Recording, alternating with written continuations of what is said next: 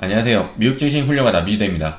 지난 금요일에 지수들은 모두 올랐습니다. 사실 테슬라, 아마존이 주도를 하는 장처럼 보였고요. 지금 증시는 1차 하락을 마감하고 상승을 해준 상황에서 달리는 차에 올라탈지 아니면 지켜만 볼지 고민을 해봐야 하는 시점이 온 듯합니다. 우선 저의 말에 너무 휘둘리지 마시라는 말씀을 드리고요. 절대 매수, 매도 추천이 아니니 개인의 판단으로 결정하시기 바랍니다. 지난 금요일에 아마존 쉬지 않고 올라가졌죠. 아마존 같은 경우는 3,300, 3,250 지겹게 들으셨습니다. 그리고 바로 전 영상에서도 아마존은 설명해 드렸고요. 매수자리라고요. 우선 상승해서 3,400이 되어 있는 상황입니다. 정확히는 3,409불 지점이고요. 최저점은 3,175 정도 되는데요. 만약 그 밑으로 가게 되면 증시가 살짝 주춤할 수 있는 상황이 올 수도 있었습니다. 제가 유튜브 시작할 때부터 증시에 문제가 생기지 않으면 절대 내려가지 못하는 선이 있다고 말씀을 드렸는데요. 사실 아마존은 지지난주 때만 해도 지난 저점까지 내려오거나 약간의 과매도권에 진입할 거라 예상돼서 3,300, 3,250 매수 한번 하고 또 자리가 오겠다 했는데 지수가 올라온 상태에서는 아직은 아래로 내려가려고 하지 않는 것 같다라고 생각이 들었습니다. 다른 몇 개의 종목도 설명을 드리도록 하려고 했던 말을 이어가겠습니다. 애플은 136불까지 해서 멘탈선 잡고 매수를 기다리고 있었고 과매도 하면 130까지 가겠다 생각하고 기다리고 있었습니다. 애플은 제가 외쳤던 자리가 140이고 멘탈선 136, 그래서 140에 매수하신 분들이 계시더라고요. 아주 잘 하셨다고 생각이 듭니다. 130 밑으로 가면 증시에 문제가 이야기될 수 있었던 부분이고 130까지는 괜찮다라고 판단을 한 부분입니다. 하지만 136불 밑으로 오지 않았고 지수까지 올라온 상황에서는 140 밑으로는 내려가기 쉽지 않겠다는 판단입니다. 다음은 페이스북입니다. 페이스북은 악재가 많이 떠서 계속 이 자리에서 머물고 있는데요. 기다린 자리는 325불, 그 다음 300불이었는데 300불은 오지 않았고요. 증시들이 반등을 하고 있는 상태에서 페이스북 혼자 주구장창 떨어지게 된다면 페이스북에 문제가 있다고 판단할 수 있는 부분인데 과연 더 내려갈까 하는 생각이 듭니다. 제가 증시가 무너지지 않을 거다 생각했던 부분은 넷플릭스였습니다. 증시가 안 좋으면 넷플릭스는 고점을 탈환하지 못했을 것이고 오징어 게임이고 뭐고 증시가 안 좋으면 상승에는 문제가 생깁니다. 그래서 넷플릭스가 고점을 탈환하는 순간 증시에는 아주 후재다 라고 말씀을 드렸는데요. 그리고 많은 종목들이 고점을 탈환하고 있죠. 지수가 막 내리면 지수가 종목을 끌고 내려가는데 테슬라, 아마존 그 외에 고점을 탈환하는 종목들이 지수를 끌고 올라가고 있는 상황입니다. 증시가 안 좋으면 테슬라도 상승하기가 어려운데 쭉쭉 올려주니 그 또한 증시에는 굉장히 큰 호재라고 볼 수가 있습니다. 이제 말씀드리려고 하는 부분은 내려갈 때 매수자리에서 매수를 하는 경우도 있습니다. 하지만 상승 추세로 전환 시에도 매수를 하는 경우가 있습니다. 달리려고 하는 기차에 올라타는 거죠. 지금은 금요일 상황으로 해서 저점은 만들어진 듯 보입니다.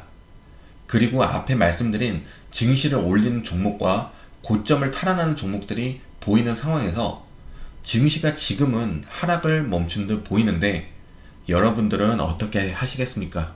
달리려고 하는 기차에 타보시겠습니까? 당연히 하락할 수도 있습니다. 하지만 지금은 카플란, 달라스 연은 총재였죠. 그리고 보스턴 연은 총재까지 의원직을 사퇴한 것도 이런 상승이 올 거라 생각해서 대놓고 주식하려고 사퇴한 게 아닌가 하는 생각을 했습니다. 그 자리를 내려놓는 게 쉬운 게 아닐 텐데 우선 사퇴를 했으니 그런 게 아닌가 하는 개인적인 우스개 생각입니다. 하여튼 지금은 하락하실지는 모르지만 장기 투자자시라면 매수를 해야 하는 상황이 아닌가 하는 생각이 개인적으로 들었습니다. 하지만 하락하는 종목이 생기긴 할 겁니다. 내가 사면 하락한다. 내가 고민해서 매수를 하면 많은 종목들이 상승을 하는데 내 종목만 하락하는 마법이 생기게 됩니다. 하락하는 종목은 몇 개 되지도 않는데 꼭 그걸 잡는 마법이 생겨나는 거죠. 굳이 몇 개 안 되는 하락 종목만 잡지 않는다면 괜찮은 기회인 듯 보입니다. 상승하다가도 내가 매수하면 하락하는 이런 종목만 피해간다면 개인적으로 물량을 살짝 올리고 싶었던 종목을 정하셔서 매수하시면 좋을 거라 생각이 듭니다. 대신 중소형주는 많이 고려해 보시고요. 중소형주도 올라가긴 할 거지만 지금은 진짜 달리려고 하는 종목을 타야 합니다. 우량주 비테크, AMD, 엔비디아, CRM 같은 튼튼한 종목, 앞으로도 주가 상승이 충분히 가능한 종목, 바이오 말고요. 바이오를 장기 투자하고 기업을 믿는다면 사라고 하는 건 말도 안 되는 겁니다. 바이오는 이런저런 연구를 해서 성공했다는 루머로 급등, 그리고 슬슬 내려오고 연구 투자를 받아야 하기에 일부러 루머를 터뜨리기도 합니다. 그리고 생각해보세요. 제가 진짜 싫어하는 텔라덕. 미래엔 정말 좋을 거야. 믿어. 하는 시간에 CRM 보세요. 시간을 낭비하지 말자고요. 제가 강조하는 건 과거에 중소형주 이야기 많이 나와서 힘드신 분들 많았는데 이젠 바이오 영상들이 주식에 경험도 없는 사람들이 추천을 하니 정말 걱정이 돼서 말씀을 드리는 부분입니다. 지난 영상에서 이야기했던 부분인데 계속 눈에 띄어서 다시 말씀드립니다. 그 영상을 보신 분들은 앞으로 가기 누르셔서 이 부분은 건너뛰셔도 됩니다. 그리고 다시 말씀드리지만 그 분야의 종사자다. 그리고 주식 아날리스트다. 뭐다. 장기 투자라는 단어에 숨어서 바이오를 추천하는 건 진짜 올바르지 못한 주식 생활입니다. 다시 말씀드리지만 하지 말라는 말씀을 드리는 게 아닙니다. 오래 주식하시고 하셔도 바이오는 기회가 많이 옵니다. 급등주를 찾으면 되니까요. 모더나 투자해서 돈 벌었다는 댓글은 사용하겠습니다. 모더나 백신 나왔다고 올라가다가 이젠 딜레이 됐다고 급락 나오고 누구는 돈을 벌었을 거고 누구는 물려있을 거고요. 저는 급락 나오는 종목을 정말 싫어합니다. 다시 말씀드리지만 장기 투자라는 단어로 바이오에 장기 투자를 외치는 건 위험한 주식 투자입니다. 그것도 저가의 바이오는 절대 하지 마시고요. 가끔 급등 나오면 제 말이 맞잖아요 하면서 어깨뽕 들어가겠지만 그것을 보면서 수익하시기는 어려운 부분입니다. 영상이 너무 많이 떠서 다시 한번 말씀드렸습니다. 다시 돌아와서 튼튼한 종목들이 지금 매수해서 장기 투자 시작하기 아주 좋은 시점입니다. 대신 올라가네 하면서 이 종목 저 종목에 매수 버튼 누르지 마시고요. 몇 종목만 추리시고 이번에 하락했을 때 매수한 수보다는 많이 크지 않게 해서 대응하시면 아주 효과적인 장기 투자의 포트폴리오가 되어 있지 않을까 생각이 듭니다. 그리고 해지 용도로 원자재에 투자하시려는 분들이 계신데 지금은 좀 늦은 상황입니다.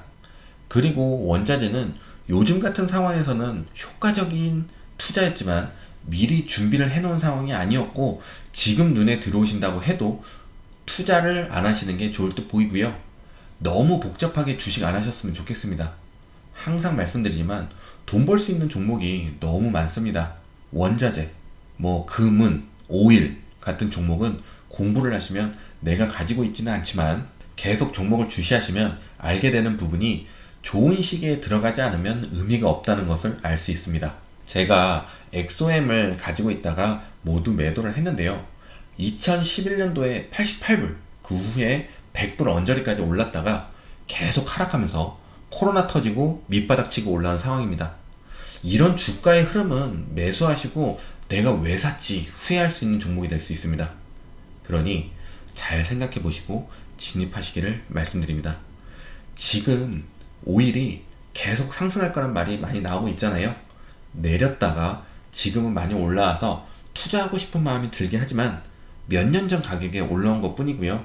원자재 부분은 잘 주가 흐름을 보시고 매수하시면 좋겠습니다. 지금 증시는 전혀 내려갈 마음이 없어 보입니다. 무너질 것을 예상한 건 아닙니다. 상승이 너무 빠르게 오고 있는 것에 약간 갸우뚱하게 되는 정도인데요. 인플레이션이라는 것에 시장이 적응을 해서 인플레이션 때문에 시장이 내려가기 쉽지 않을 것이다 라는 이야기가 나왔습니다. 인플레이션의 문제는 작년에도 있었는데요. 인플레이션에 대한 것은 증시에 빠르게 적용이 됩니다. 스태그플레이션은 천천히 오면서 속도를 높여나가고요. 그래서 증시에는 우선 인플레이션에 대해 포커스를 하고 있었고, 그리고 적응을 해가는 모습이라서 그 부분에서도 증시가 반응을 하고 있는 듯 합니다. 하지만 인플레이션은 단기에 해결되기 어려운 것이라고 이야기가 많습니다. 지금 공급망이 무너진 상태인데 공급망이 해소가 된다고 해도 올랐던 가격이 갑자기 확 내려가긴 어려운 문제이니까요. 그리고 임금 상승에서도 상승한 임금이 내려가기 힘들기 때문에 단기에 인플레이션이 해결되기는 쉽지 않은 부분입니다. 그리고 앞으로는 유가를 봐야 하는 부분입니다. 근데 투기 포지션들이 증가해서 유가나 천연가스의 상승을 만들었다는 이야기도 있었는데요. 지금 유가가 80불 위에 있습니다. 만약 85불 위로 올라간다면 인플레이션에 대한 부분이 다시 나오게 될 수도 있겠죠. 사실 지수로 보면 개인적으로는 고점을 탈환을 하고 더 상승을 해도 되는 건가 하는 의구심? 기업 실적은 잘 나오고 있지만 실물 경제는 회복 중이지 회복된 게 아니라서 그냥 주구장창 올리는 게 말이 되는 건가 하는 생각이 듭니다. 하지만 우선 증시가 나쁘면 나쁜 대로, 좋으면 좋은 대로 대응을 해야 하기 때문에 다음 주에 개인적으로는 자신감 있게 올라탈지 아니면 다음 하락을 기다리실지를 고민을 해봐야 하는 한 주가 되지 않을까 하는 생각이 듭니다. 사실 증시 폭락, 큰 조정만 아니면 괜찮습니다. 실수하면 실수한 대로 해서 평단을 조정하면 되고 포트폴리오를 조정하면 됩니다. 포트폴리오 구성이 정말 중요합니다. 만약 가지고 있는 어느 좋은 종목에서 마이너스를 보고 계신다면 그 종목에 집중하는 모습을 보여야 하는데 이거 좋다니 사고 저거 좋다니 하고 다시 매수하고 하는 습관은 들이지 않으시는 게 좋습니다. 저는 다음 주에 증시가 굉장히 기대가 됩니다. 계속 상승세를 이어가 줄지 아니면 말도 안 되게 다시 상승세를 반납을 할지. 반납을 하게 된다면 정말 어이가 없는 증시가 되겠죠. 그냥 증시 조작이라고 하면 맞을 듯 합니다. 하여튼 다음 주는 지속되는 상승장 기대하면서 오늘 영상은 여기까지 하겠습니다. 모두 좋은 하루 보내시고 부자 되세요. 고맙습니다.